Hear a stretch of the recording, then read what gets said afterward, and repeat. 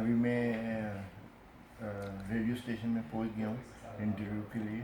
तो अभी इंटरव्यू शुरू होगा, मैं देखता हूँ कि मैं कैमरा लेके जा सकता हूँ कि नहीं। ये उनका छोटा सा स्टूडियो है, ये कंट्रोल रूम है उनका। तो उस साइड पे मेरा इंटरव्यू होगा लेफ्ट पे। तो ये छोटा सा उनका रेडियो स्टूडियो है, जैसे ऑनर करेंगे अभी। तो थोड़ा सा नर्वस भी हूँ क्योंकि बॉस वो बनता भी नहीं, है थोड़ा नर्वस सा। ना हो। नहीं You'll do नहीं नहीं, नर्वस great. नहीं, एक्साइटेड हूँ, नर्वस हूँ, दोनों इकट्ठा चल रहा है। तो देखते हैं क्या होता है। चलो, आज रेडियो स्टेशन है, कल कहीं और निकल जाएंगे। Well done. तो Doesn't really matter. Yeah. So, Just do it tidy. I'm just we'll just check levels. You might have to come in just a little bit more and then just angle slightly that way, yeah. And if you can tell me what you had for breakfast. I just had this morning fish and one toast. That's it. Yeah. That's a toast. You're going to need to come right in. Can I ask, what was going on in your life when you were diagnosed? Okay, it was early 2016, just New Year finished, and in January. Mm-hmm. And I was a lot of plan in my mind, you know. I lost 20 kg weight in early 2016, and everything was going very good. You know, I was born with family. I have a lot of plan. My son going GCSE, you know, exam. So And how many children do you have? I have 4 children. You have 4 children. Yes. Okay. 2 sons and 2 daughters. Uh-huh. And So life is busy. very busy. And I was making planning, you know, to extend my business, but suddenly I feel my tummy, which was I reduced my weight, getting big, my foot getting swollen. I went to hospital. They took my chest X-ray, and then they found I have 8 centimeter water on my heart. Straight away they referred me to St. Bart Hospital, and then the doctor told me you have a tumor around your heart. And that's an unusual place for a tumor, isn't it? That's what they told me. They said it's very, very rare, and I'm shocked that time because my life completely changed within 24 hours. Yeah. And then they did open heart surgery, and life completely changed. You know, when I came after 4 weeks later from hospital, 3-month bed rest. After bed rest, they start chemo, oral tablets, and I could not tolerate. Twice they give me, and then I've been hospitalized again twice.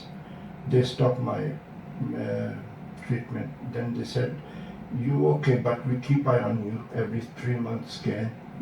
So because what happened in the UK is not advanced treatment.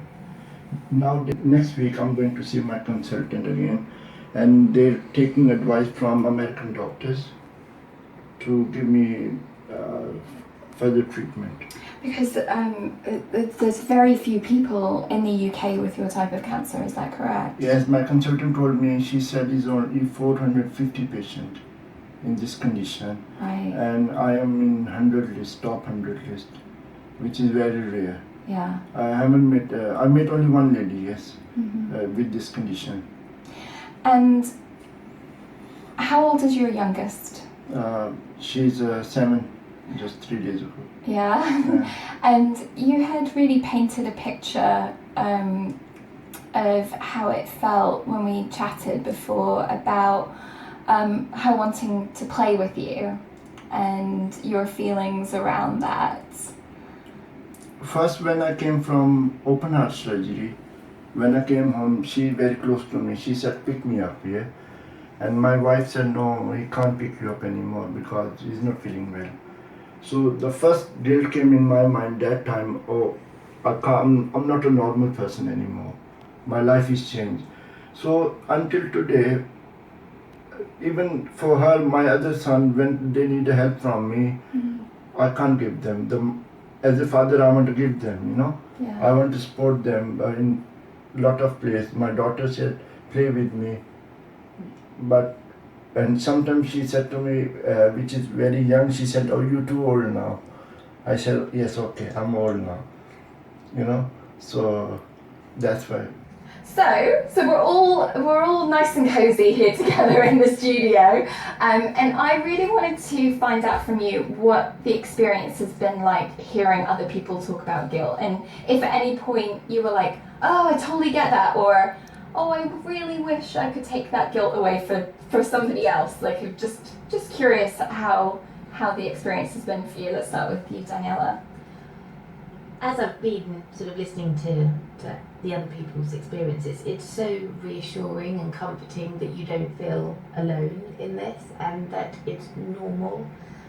Because when you're sort of dealing with this, because a lot of the time you're dealing with it on your own, you're not sure how it corresponds with what's going in your life, that it's so reassuring. And that's part of the reason why I wanted to come today, is because a lot of this does create so much isolation in yourself. And I haven't met many other people that have the cancer, and this is one of my first sort of events. And I really wanted to join Shine and be part of this because it helps, one, with the isolation, but also that you just feel that you're not alone in this.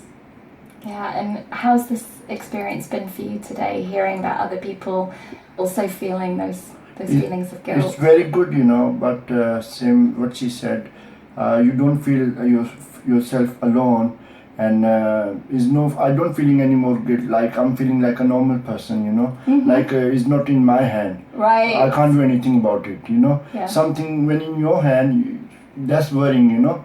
But this is not in my hand anymore. This is I learned today. This is not in my hand. So be positive and just wait for your time and think positive.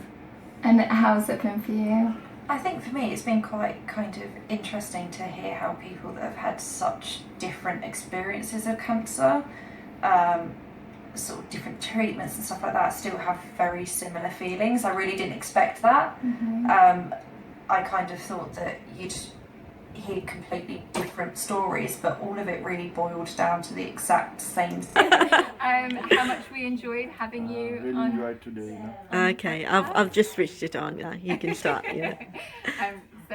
So we just finished doing the podcast for Shine, the Not Your Grandma's Cancer Show, and I'm very These grateful. beautiful women, they're both from my cancer family, you know. Okay. Yeah, we Still all positive, get it. Yeah, We've all been there. and yeah, so it's been a really interesting conversation today. I also wanted to say well done, because you were so nervous when Yeah, I you came was, in, but actually I think you were so open and heartfelt, and you did amazing. Yeah. You know, the way she was taking the interview, talking to me normally, you know, so my fear is gone. It was just like chatting to a Chatting friend. to me, Yeah. That's what I Which kept it telling was. him. It was That's just what I kept chatting telling to a him. friend. Yeah. That's all it ever is. Yeah. That's it. So hopefully on another topic, maybe you guys will come back. Yeah? Yeah? Cool. Okay. Thank you.